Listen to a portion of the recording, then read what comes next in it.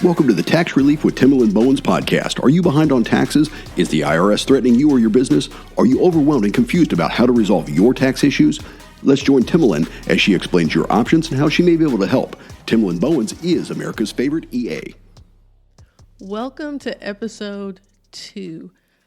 The tax filing deadline just passed, so I have my producer with me, Jim Ray, and we're going to talk about a topic that a lot of people are worried about right now. What do I do if I didn't file my taxes? Timalyn, it's a big issue because it happens fairly frequently. Sometimes you just get bogged down, you don't have the information, you just forget about it, or maybe you're nervous and you kind of get stuck procrastinating, and suddenly we're in this situation where, as you said, the tax deadline's passed now and we still haven't filed. So what should they do? Where do they begin? First thing I tell people is to breathe. Analysis paralysis is our worst enemy when it comes to filing back taxes. I try to put myself in the shoes of the taxpayer because I talk to the IRS every day, so it's not quite as terrifying for me anymore. But you want to breathe. We need to get those taxes filed ASAP, as soon as possible. And here's the reason. Even if you owe, you need to get those taxes filed because there are so many different penalties that the IRS can assess to you. The number one that will be the thief of your joy and sleep at night is the failure to file penalty. Not failure to pay, failure to file. And I think this one surprises a lot of people. They know, well, I may owe this year, so I'm thinking maybe I've got a tax liability out there, but they're not thinking about this kind of penalty, and this one can be substantial. Absolutely. So with the failure to file penalty, what the IRS does for each month that you're late, they charge 5% of whatever that tax debt is going to be. So, man, not to scare anybody, but in all honesty, it's the worst type of penalty to have to fight against for me, because a lot of times people don't have a reasonable cause. They were just scared. So if we look at somebody that has around a $30,000 tax debt, okay, and April comes, they're like, I'm so scared, I don't want to file this, or they decide they're going to put it in the mail, which, by the way, as of the time of this recording, the IRS has a backlog of over 24.1 million returns that need to be manually processed. Please do yourself a favor. Do not mail them anything if you don't have to. And if you absolutely have to, per their request, make sure that you mail it certified and you keep that receipt to prove that you did actually send it on time, because the IRS is infamous for losing mail. So the alternative would be to e-file? If you can e-file, absolutely e-file. I've worked with clients that thought they were doing themselves a favor by mailing it. And what you're doing actually is you're adding on that failure to file penalty, because it's not counted as processed until the IRS actually gets it. So you may be sitting in a backlog somewhere.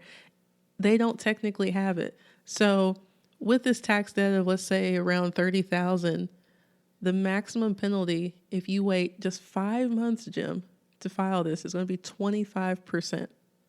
Unbelievable. And that just keeps building and building and building. And, I would think there might be a legitimate excuse. I'm a single person in my home. I was hospitalized. I couldn't do it. Maybe that gets there. But for a lot of us, it's just procrastination, lack of organization, and fear, I would think. Yeah, now, if you do have a legitimate reason for the different penalties the IRS has, there are certain things that fall within reasonable cause. Like you mentioned, being that person in your household, maybe you are the breadwinner, maybe you're single, you don't live with anybody, and you were hospitalized. You can get penalties abated for those types of things, which I wish more people knew about, because I've had people in those situations. I worked with a client that had a stroke, and they were kind of using the pray and wait method because they didn't realize they had the option to abate that type of penalty, then get set up with a payment arrangement. And from a technical standpoint, when you say abate that penalty, what does that actually mean? Yeah, so In the simplest of terms, it's asking for forgiveness and having it removed. So, penalty abatement is one of my favorite things to do. Some people don't think it's legal, but it's within your taxpayer bill of rights. So, if there are any penalties that qualify for that forgiveness or getting removed, that's where I step in for clients, and I'm that advocate to make sure those get removed off the account. And I love the fact that you put that on the end of your answer there, because a lot of people are looking at this thing, they have to go it alone, and they don't know where to begin. And again, that compounds the anxiety. But as an enrolled agent, which is what you are, and we kind of discussed that in episode 1, what is an enrolled agent? You're there to represent those individuals in front of the IRS and throughout those proceedings. You kind of stand in their shoes, as you've said in the past. And so you know how to look for certain things. You know what's available in terms of abatement or other options, and that's one of the benefits of actually engaging with you. Yeah, so when I talk to a taxpayer, I always tell folks, "Hey, I'm a straight shooter, not footer, straight shooter." So our first conversation, we're going to talk about how we got here. Um, if they decide they want me to be that substitute because they're tired of dealing with Uncle Sam themselves, I do an investigation into their account. So I was going to say you, not Jim, we'll say Tim. So if Tim comes in with tax problems, I'm going to investigate what's going on in that account. So I can come back to Tim and say, okay, 2016 and 2017, you filed late. What was going on in your life in 2016 and 2017? And, clients, when they realize what I'm doing, appreciate it. But I'm trying to figure out what reasonable cause you may have had to not file that on time. And unfortunately, a lot of people, it is analysis paralysis. They owed and they just didn't file. But I've had situations where someone's had to go out of state to take care of a parent, or, hey, I actually had military orders. In that situation, there are extensions and things where that box just wasn't checked on the tax return, so the IRS was unaware of it. Um, and I want to go back to something I said with the failure to file penalty. A lot of people think that they automatically get an extension. So for people that aren't aware, you can file an extension at tax time. If you are an individual, your tax deadline is April 15th. If you file an extension, you get another 6 months to file that return. That's cool. You don't automatically get it. So if you need more time, go ahead and file that. But it's only an extension of time to file, not to pay. So That penalty continues to build, correct? During that extension time? a different one. Oh, So, okay. hey, this is Timalyn. I just wanted to give you a little heads up. I'm America's favorite EA, but I'm still human. And every now and then, I make a mistake when I'm talking. In this next section, when I'm talking about failure to file penalties, I transitioned to begin to talk about failure to pay penalties, but I was so excited. I kept saying failure to file. But the failure to file penalty is completely different from the failure to pay penalty. I just wanted to give you that little heads up. So when you listen to this next part, you won't be confused. Thanks for understanding, and thanks again for tuning in. You will make sure that you miss the failure to file penalty if you get that extension filed, and file it by the extension deadline, or else you're still going to deal with it. But if you don't have the balance paid by the time the original tax filing deadline, you will incur a failure to file penalty. And this is the other big one that we're going to talk about today, failure to file penalties. Let's talk about that. Yeah, so with failure to file, it is not as gruesome as that maximum of 25%. But yet, if you think about it, the majority of the time I see business owners incur this one. And the reason being, as a business owner, if you haven't converted to S Corp or something bigger where you're on payroll, it's your responsibility to withhold and pay your taxes. Jim, that reality check, when I started making good money in my business, I hate paying estimated tax payments, but I also don't want to owe the IRS. Right. So what happens specifically with business owners, every quarter, as a business owner, you are responsible for making what's called an estimated tax payment. Now, W-2 employees, they make estimated tax payments too, but it's not technically called that because their employer withholds it and sends it in for them. But they're doing the same thing because we have a pay-as-you-go tax system. So if I have a self-employed taxpayer and they're not making those quarterly estimates, when they go to file, if there's a balance, they could be looking at one, an underpayment penalty. And then if they don't get it paid by that deadline, now we're looking at a failure to file penalty. So in addition to all the tax that you have to pay, you have these penalties that are just compounding daily on the balance. And that can blow you out of the water. I mean, sometimes those penalties and the interest and all of that other stuff that you're always worried about, they just became real. And in fact, you gave yourself a tax increase. And unfortunately, for a lot of people, it's just because we weren't thinking about it and maybe we just put it off. And procrastination can be extremely, extremely expensive. Yeah, and I tell people, there was a former president not too long ago and everybody was upset about a tax bill. I guarantee you that person paid for tax planning.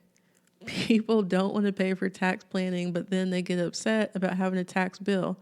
Well, if you think about it, it's like paying to go to the doctor now so you don't have something later that you have to treat. It's the same concept. So we take our tax situations and they go from where we could have just put a Band-Aid on it and fixed it. So now you have to have tax surgery because we weren't proactive in making sure that this was taken care of.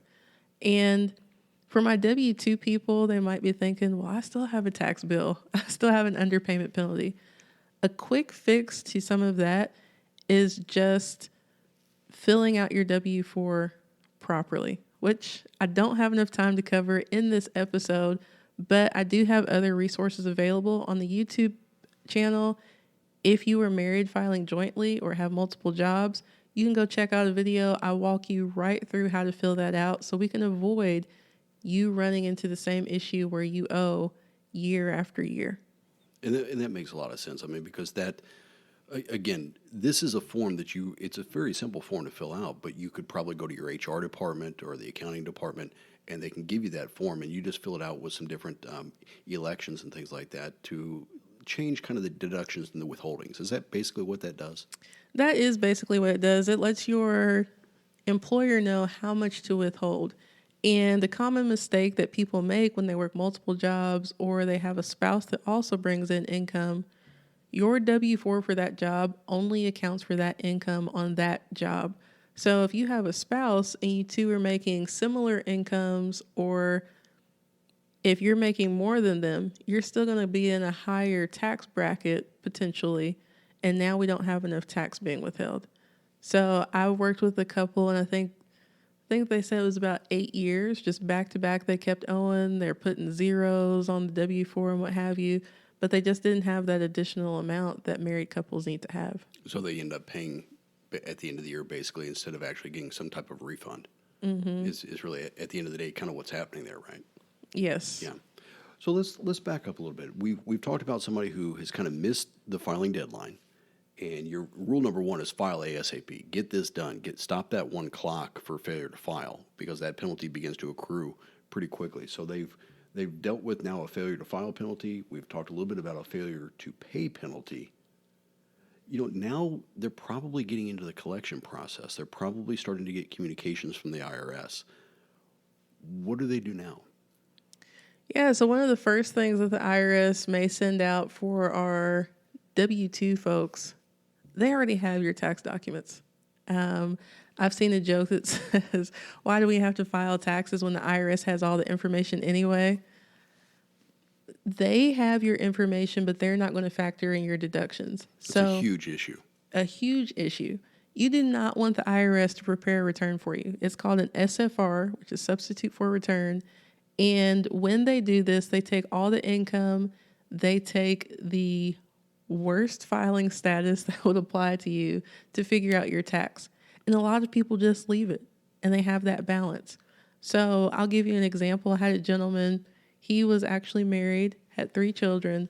The IRS took the documents that they had, assessed him this tax bill, So as I'm looking through the transcripts, I'm like, why did your tax jump so much for this particular year? Well, I realized they did a substitute for return. This guy's tax bill was about 8,000 more than it usually was each year.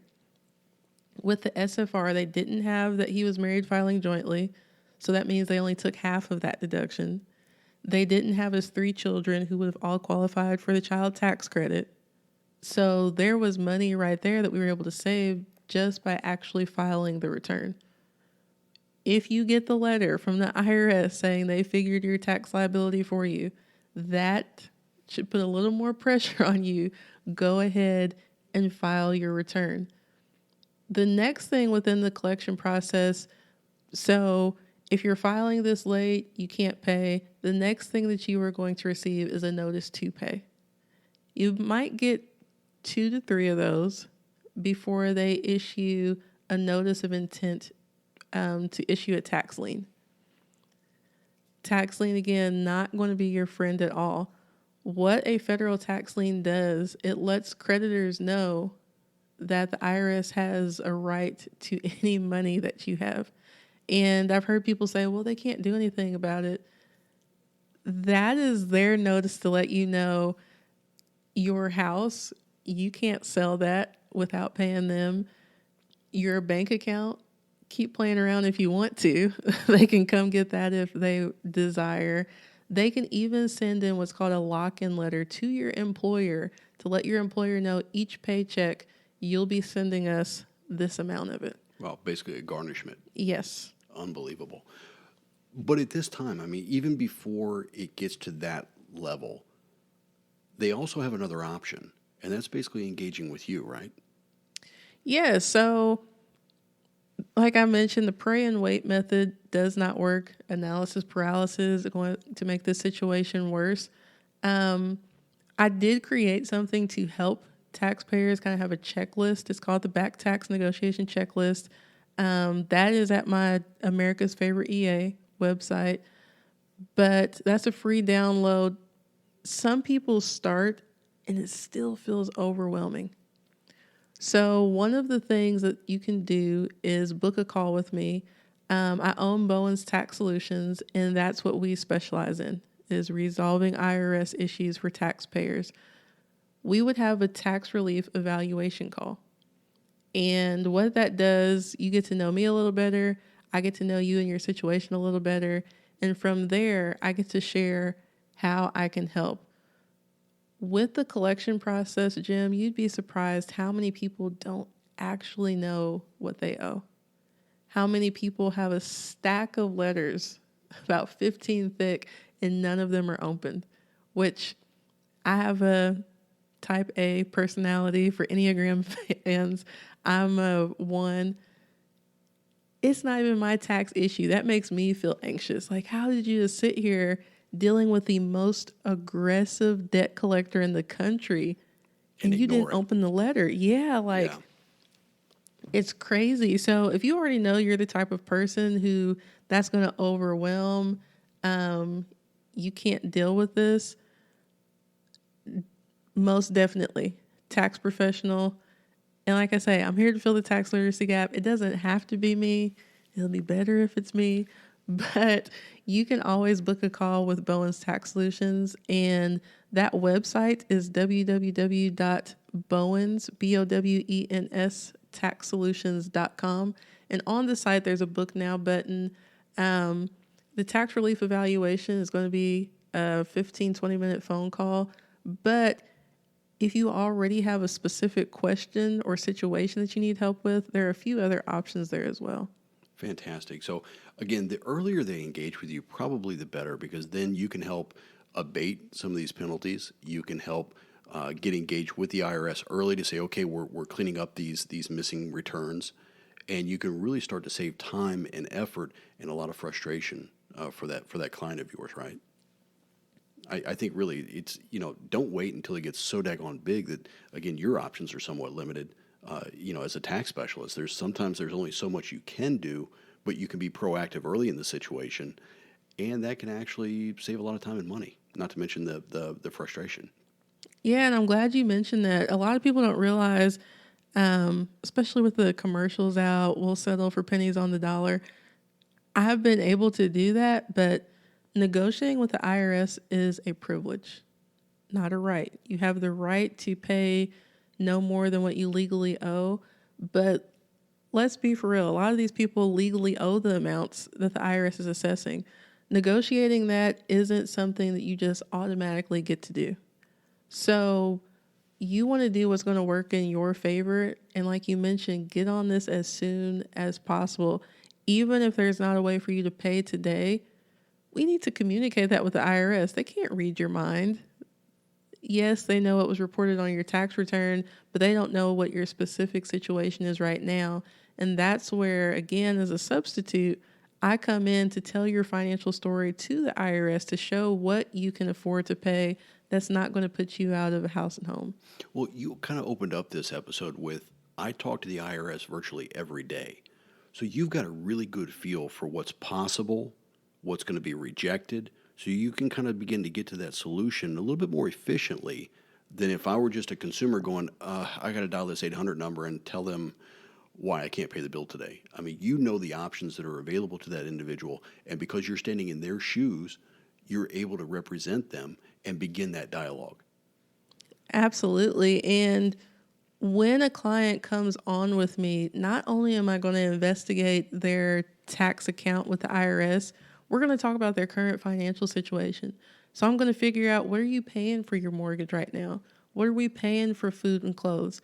Because I'll tell you this, when you file your 1040 and we have the standard deduction or itemized, a lot of people shoot themselves in the foot talking with the IRS because they don't know what they don't have to tell them. So when we're negotiating and setting up a payment plan, there is going to be a standard for certain expenses you have. If you are way below the standard and I'm negotiating for you, I'm going to give the IRS the standard number, not what you're actually paying. I'm going to only provide for them proof of things that they ask for. I'm not going to give them the whole kitchen sink so they can go right and build the case against me as to why I can pay right now. The IRS isn't in the business of making people's lives miserable on purpose. Taxpayers do that to themselves by not communicating with them. That makes a lot of sense. And sometimes when you do begin to communicate, you say too much. And that's like pulling a little thread on a sweater, and then you find another one, and hey, where does this go, and where does this go? And next thing you know, they've got a lot more information than they really needed to have. Not that you're trying to be dishonest, but there is a process here, and you do as a taxpayer have some rights, and there are things that they have to do and things that you have to do. And it doesn't mean you have to necessarily give them everything up front and make the story a little worse for yourself. I mean, I hope I kind of captured that accurately. Yeah, you did. And I don't think people realize, so it would be the same thing as pleading the fifth. You don't have to put yourself in this corner with them. Like I said, it is literally the same thing as you have in that standard deduction. If you don't have enough itemized deductions to itemize, do you still tell the IRS what you paid out to itemize? No. It's the same concept here. Right. But people just don't understand that and don't know what to do to protect themselves with the tax law. I think that makes a lot of sense. So they've engaged with you. They're talking. You're talking to the IRS. At some point, we're going to reach the situation where it's time to set up payment arrangements. Let's talk about that for a little while. How does that work, and what does that mean actually? Yeah, so as I mentioned, negotiating with them is a privilege, not a right. However, if you're able to pay the full amount within a certain amount of time, that is fine.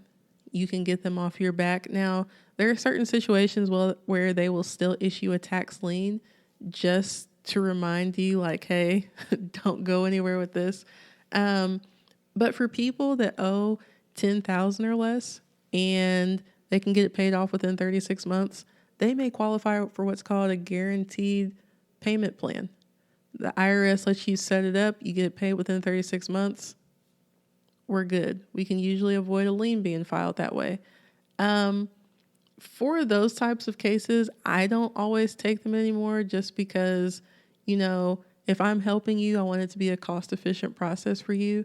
But what I did do is I wrote an ebook to walk you right through how to do that. And it's been pretty cool. I've had clients that have been farmers or different things that aren't tax related at all that have bought the ebook, and within 30 minutes were like, hey, sweet, I set it up good. So it can be set up on the phone, it can be set up online. That is what I advise for all my people that owe 10,000 or less. And where do people go to kind of take a look at that book and actually order that book? Yeah, so it is an ebook. So when it's purchased, they can download it right to their computer, phone. It gets sent to your email. But at www.americasfavoriteea.com. And of course, I'm sure a link will be in the show notes as well. Absolutely. But yeah, that I have found has been more efficient for people to walk through. And just in case there's another tax boo-boo in the future, they can go through and set that up. Because, everybody's not going to owe 100,000. You may not have to go through this whole process, but we can get that guaranteed plan. The next level is a streamlined agreement. So for people that owe 25,000 or less, even if we're up to 50, the rules just kind of change between 25 and 50. At 25, if you can pay it within the 36, that's awesome, but they'll give you a little leverage. You can get 72 months. Now, what I want to point out is on all of these, there is going to be a fee you have to pay to get the installment agreement set up, and interest is still going to accrue. So if you have the ability to knock it out, knock it out. I don't like owing anybody money. Right. It's like a credit card balance. Exactly. It's still going to be accruing interest. So if you can pay it off, go ahead and pay it off. Where I've had some people who have decent credit, if you have an introductory rate credit card where you can do 10,000, that may be your better option. I also, within the investigation, I see what's eligible for bankruptcy for clients. So if that's something they're already looking at because of financial hardships, hey, you have this $65,000 balance, 40 of this can go into bankruptcy, and then we can get you a streamlined payment with the IRS. So there are all kinds of options available. And again, you're not a bankruptcy attorney. They should consult a bankruptcy attorney, but you can kind of guide them in that initial discussion, and so that they can kind of make that evaluation themselves, right? Yes, and I work with bankruptcy attorneys because they also want to make sure that they're not putting anything in the bankruptcy that's not supposed to be in there, because that's malpractice. Right. Because sometimes taxpayers just don't know.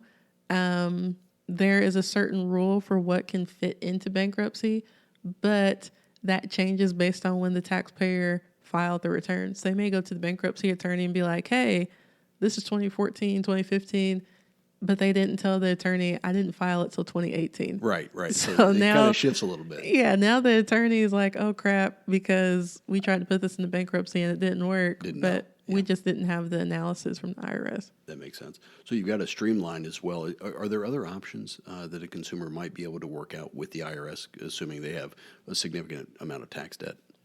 Yeah, so we can look at things. There's a partial pay installment agreement, which is actually one of my favorites. A lot of people are familiar with the offer in compromise, where we'll settle for pennies on the dollar. Well, with a partial pay, you're essentially doing the same thing, but you are running out the clock that the IRS has to pay, has to collect payment. So you set it up to where you make the payments that you can afford until it runs out. That is really good for people who have a lot in assets. So say you own a home. If you own a home and have a lot of equity, you're not going to be a good candidate for the offer in compromise because you have something that you could sell and just pay the IRS. We also have what's called a step-up payment arrangement. With that, maybe you can't afford the full payment right now, so we turn in the paperwork, but they see another debt that you're going to pay off in 12 months. Guess what? In 12 months, they want you to step up that payment, but it's going to keep them off of your neck. Right. And sometimes that's all you need just to kind of get ahead of it again and kind of get the ship righted, or kind of get it pointed in the right direction and begin moving beyond, the current situation. And a lot of times it takes the advice of a tax professional like Timalyn Bowens, who has been down this road with many, many clients and understands the rules and the policies, procedures, all of that, and more importantly, understands what's available to you as a consumer, even if you do have back taxes or unpaid liabilities. There's a lot out there, and because you do this every day, as you said at the beginning, you speak with the IRS virtually every day. Wow, that's an advantage, I would think. Yeah, absolute fun times. But yeah, having that ability to do this for taxpayers who want nothing to do with it, I am truly passionate about, because as I've told you before in the production studio, you do your thing, I do mine. There's nothing wrong with needing help with the tax issue. Just make sure you get the help that you need. And again, as an enrolled agent, you're able to help people in all 50 states. They don't have to be here in Kentucky to do this. They can be anywhere in the country. And if they have a question, they can get in contact with you, set up that book now appointment, and start that process. And you'll be able to step in their shoes and talk to the IRS on their behalf. Timalyn, as we close out today's episode, what is a key takeaway? What is one piece of advice you'd like to kind of leave people with as they listen to the end of this podcast? If you have not filed your taxes yet, get them filed as soon as possible, because back taxes don't have to ruin your life. I agree with that. And sometimes it's, you know what, it's time to just step up, get it done, and let's deal with it. Instead of doing the ostrich, you're sticking your head in the sand and hoping it just goes away, because the IRS is not going to go away. But I love how you put that. That makes a lot of sense. Timalyn, I know you're busy. I know you've got a lot of phone calls, emails coming through. This has been a great episode. I hope the listeners have enjoyed it as well. And I want to thank you for your time today. Thanks, Jim. We'll see you in about 2 weeks. Bye-bye. I'd like to thank you for taking the time to listen today. I'd like to thank Jim Ray Consulting Services for helping me get this message out to you. I hope you found the information helpful. Did you know 1 in 50 people have a tax problem? Please share this episode with your friends and family, because you never know who may need help. Again, thanks for listening. Hey, just as a reminder, this podcast is for informational and educational purposes only. It provides a framework and possible solutions for solving your tax problems, but it is not legally binding. Please consult your tax professional regarding your specific tax situation.